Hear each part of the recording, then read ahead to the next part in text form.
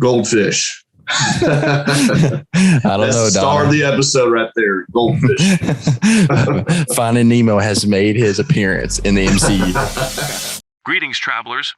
We're going to make our disclaimer here. We're going to be going into more spoiler discussion, kind of spoiler territory. So you've been warned. You've been warned, right? You've been warned. So this is your official warning. So if you want to pause the video and come back at a later time after you've seen the episode, we love that. We encourage you to do that.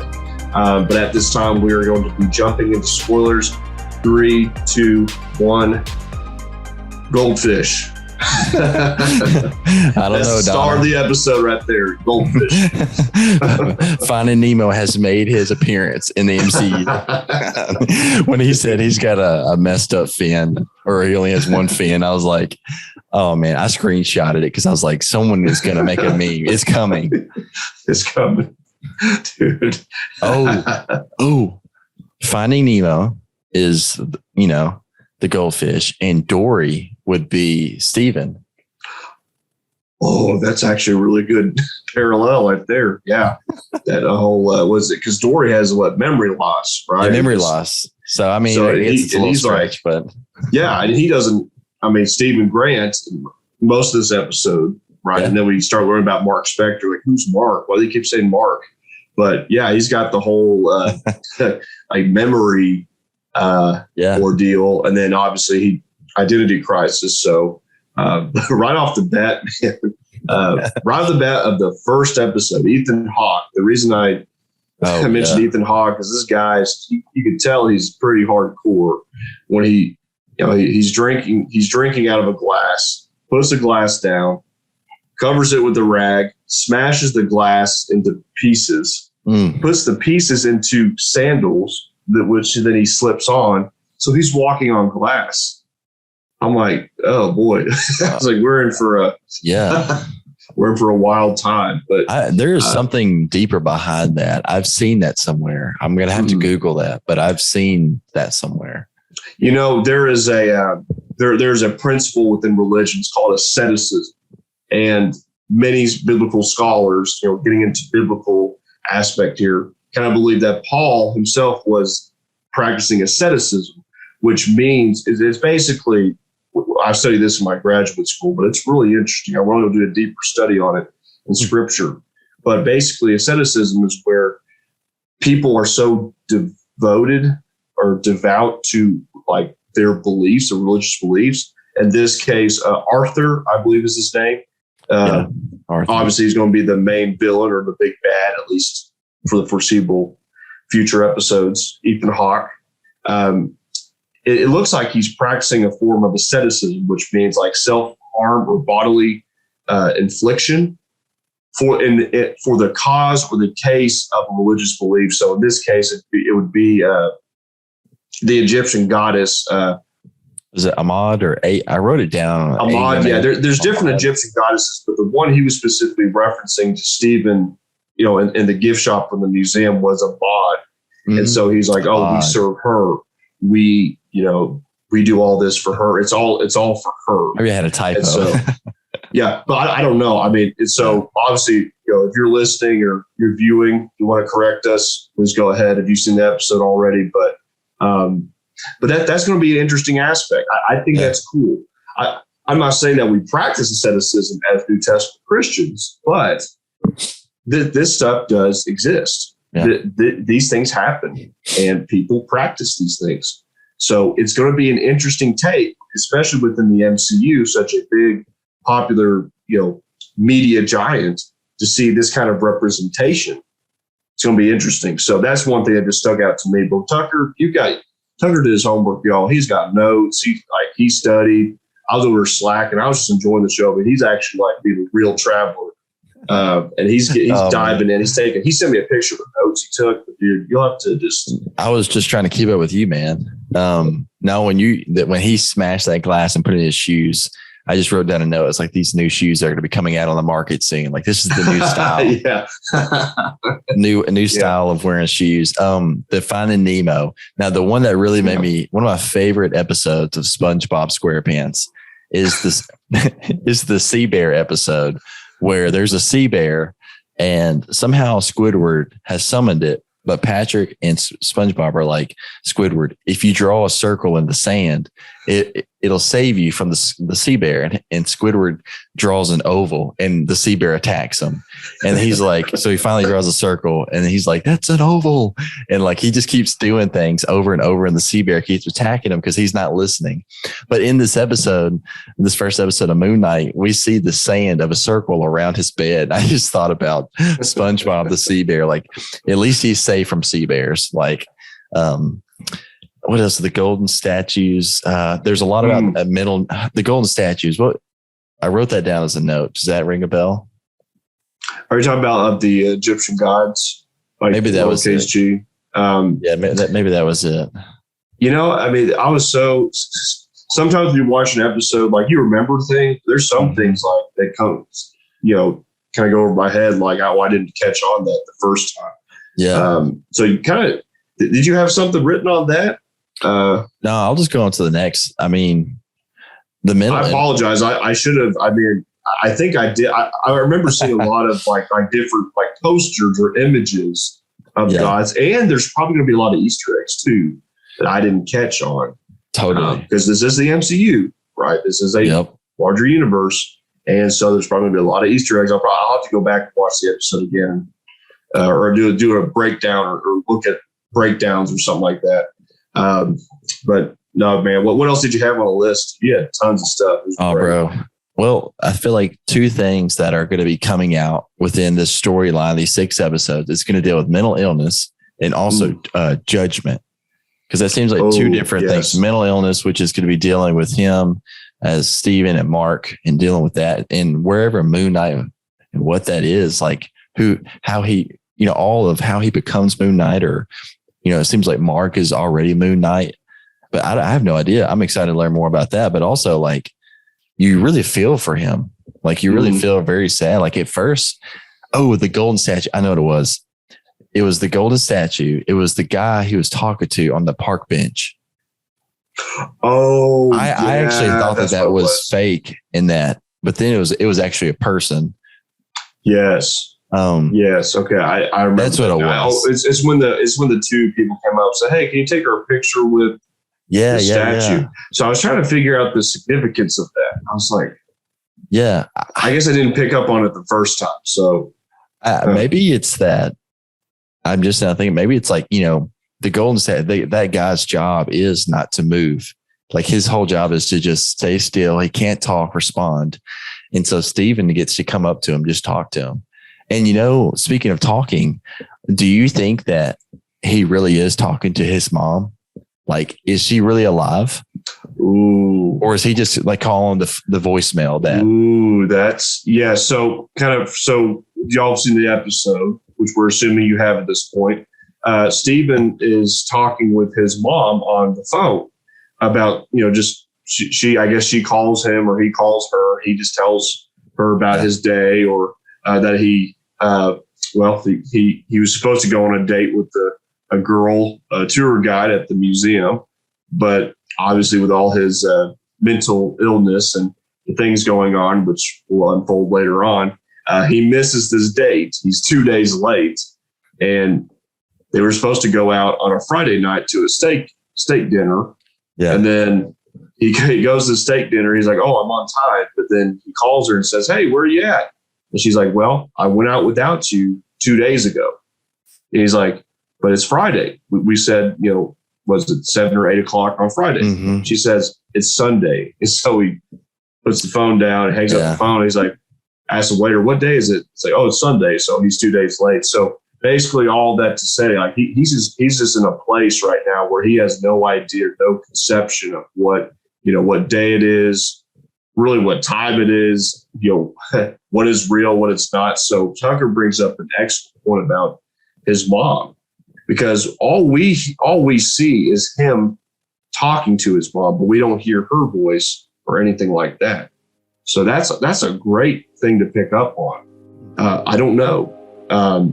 That is something that we're going to have to keep note of here on out. I was just thinking about that. Like, I wonder if she's actually, like some movies or shows, they'll have the person call or even in real life, they'll call their voicemail or and just hear the voice but also it makes it maybe think of one. I had a funny joke. It was like the new ADT security system. It's like the tape on the door. I guess the tape on the door, the sand. So you think about it. I was thinking about this. It's like we're meeting him and he's already pouring sand around his bed. He's putting tape on his door frame. Now, like I'm guessing that is to show if he actually gets up. He's locking his leg on the bed. So he's already dealing with stuff. So we're meeting this character. We're meeting Steven or Stevie. And he's already struggling with, maybe he thinks he's sleepwalking or something, or maybe he's trying to figure out what's happening to me, which is kind of sad to think there's someone who's struggling and he can't figure out what is happening to me. And Ethan Hawke said a quote to, Arthur, Ethan Hawke's character, said a quote at the very end almost. Yeah, it was close to the very end about his mental illness and about what he's going through. And he said, where is it? The more you ask for help, the more you sound like the boy who cried wolf. Ooh. And like, man, on a mental illness, like someone who's struggling with that and physically and mentally dealing with that was like, wow, that's really deep. It is, and that's something that, especially, I'm not saying that it's never been taken seriously, but especially in these modern times, I mean, mental health awareness, if you want to make a plug for that. Yes. In college, working with public relations and having to work on PR campaigns for mental health, we did that.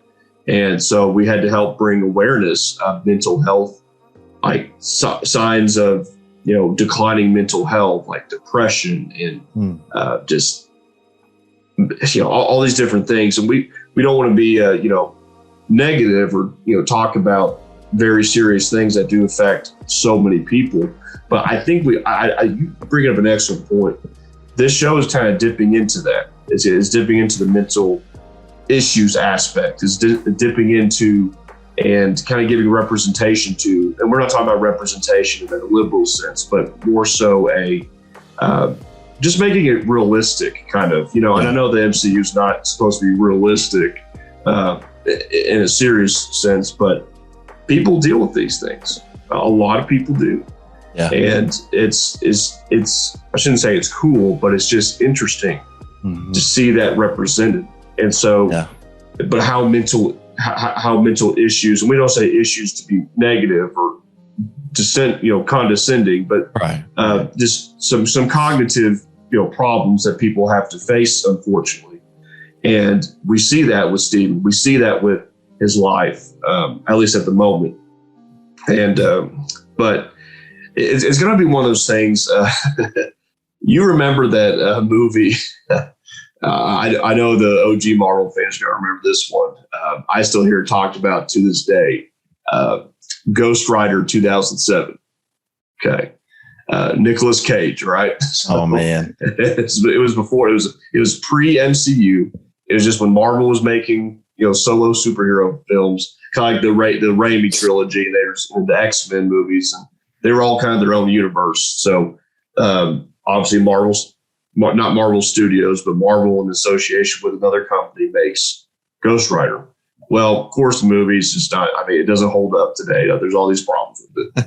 The reason I'm bringing this up, though, I think it's got a little bit, Moon Knight's going to have a little bit of this Ghost Rider-esque mentality here. And here's why I say that. There's a quote in Ghost Rider towards the end of the movie, and I believe it says, is it Sam Elliott or a very famous Western actor? Like he's just, he's got the deep voice, does the Ram truck commercials, right? I always joke around with Tucker about that. But he says a quote in Ghost Rider. He's talking to Johnny Blaze, the main character. He says, you made a deal with the devil. This is all fictional. He says, you made a deal with the devil to take on the mantle of Ghost Rider. But he said, you're going to use that. You can use that power, though. And this is what the quote goes like. You can use it for God, and you can fight back against the devil with that power. He says something like that. Well, okay, this is all fictional. We're not advocating any of this, but take that with Moon Knight.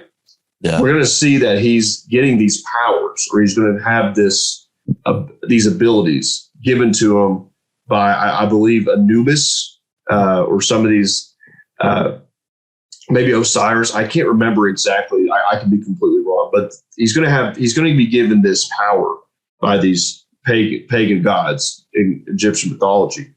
But we know Moon Knight in the comics and just in the lore, he uses those powers for good, and even goes against the Egyptian gods that are, bad, right? They're evil.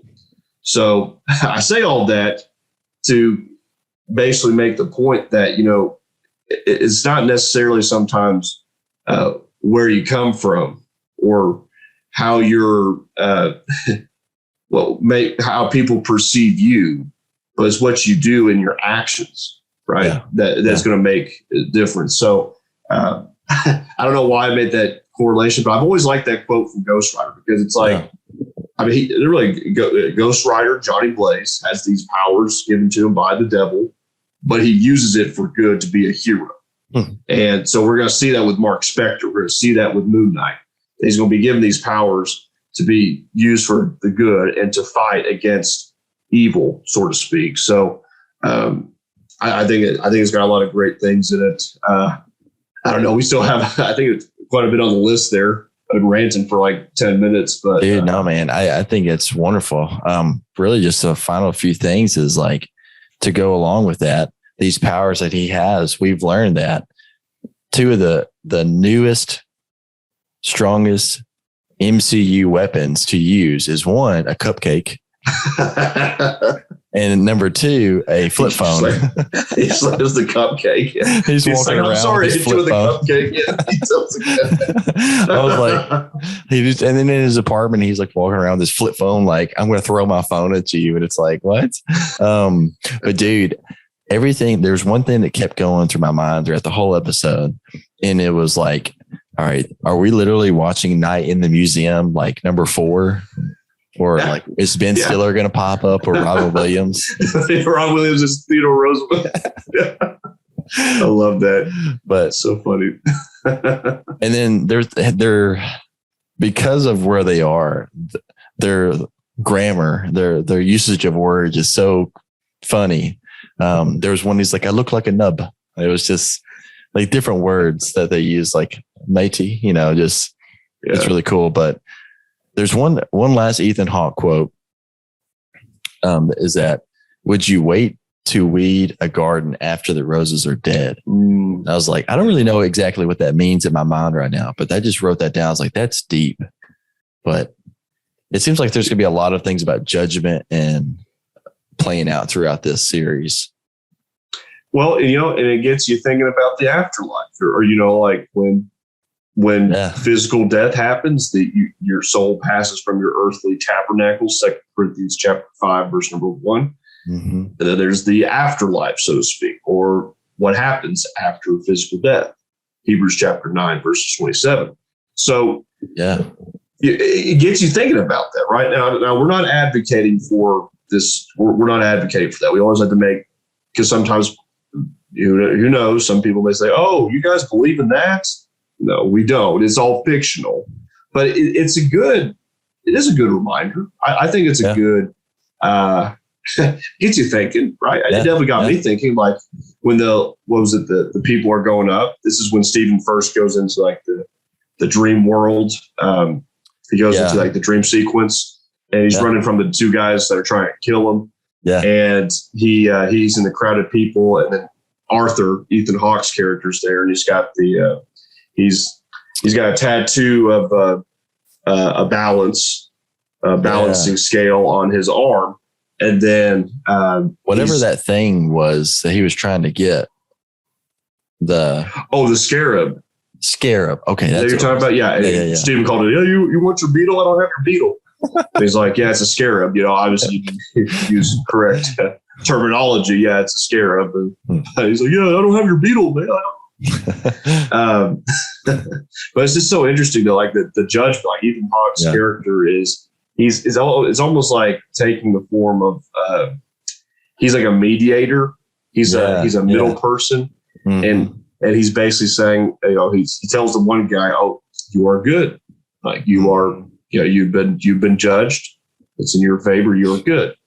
And then with the older woman, she says, "Well, I've lived. That's going to be a good time. We need to write that one down." She's like, "I've been good my entire life. I've been good my entire life." And he says, I believe you, but I don't ultimately make the call, and so I'm obscure the quotes there, but the scene was pretty powerful because don't we hear that a lot today with people just talking about life? Oh, but I've been good. I've been good my entire life. I do good things. And so that's going to be y'all stay tuned. That might be a good topic discussion later on. Don't be like the grandma. Yeah. Don't be like the grandma. Yeah. But anyway, I think sometimes though that phrase is trying to be like a substitute for ignorance of what you're really supposed to be doing. If that makes sense. Yeah. Like, maybe I didn't know all that, but hey, I was good. Mm-hmm. I didn't do bad things. I was pretty good. So that'll be an excellent biblical discussion later on.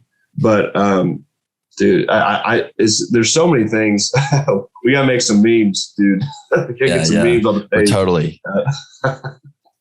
We've been making some Batman memes. Tucker's been killing it with the reels and the memes, and it's just, it's entertaining. Dude, this guy right here, you right there, the Batman memes, the hair, it's so funny.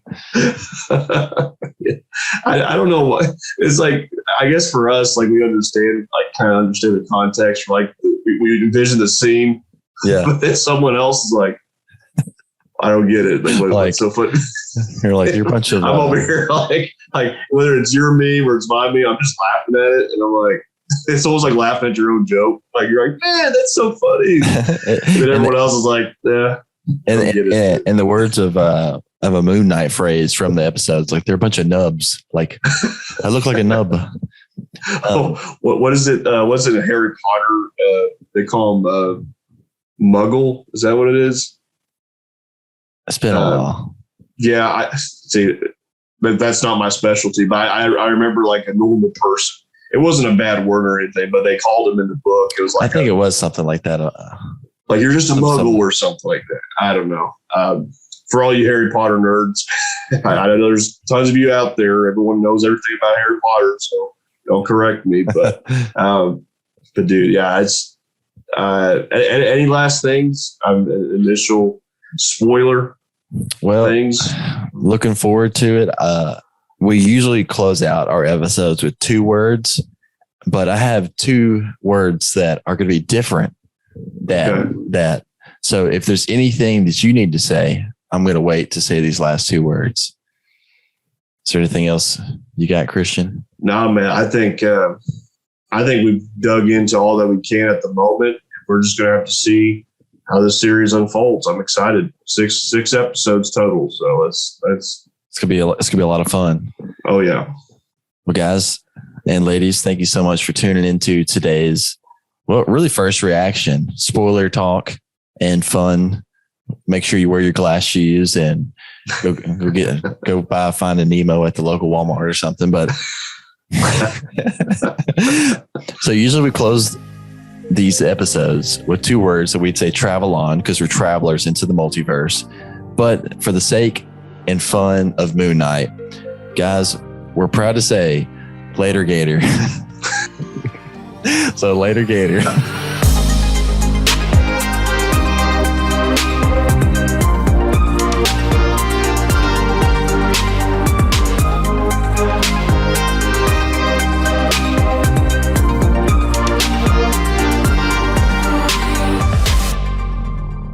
Welcome back to your universe. Thank you for tuning into today's special prequel episode. Until next time, travelers,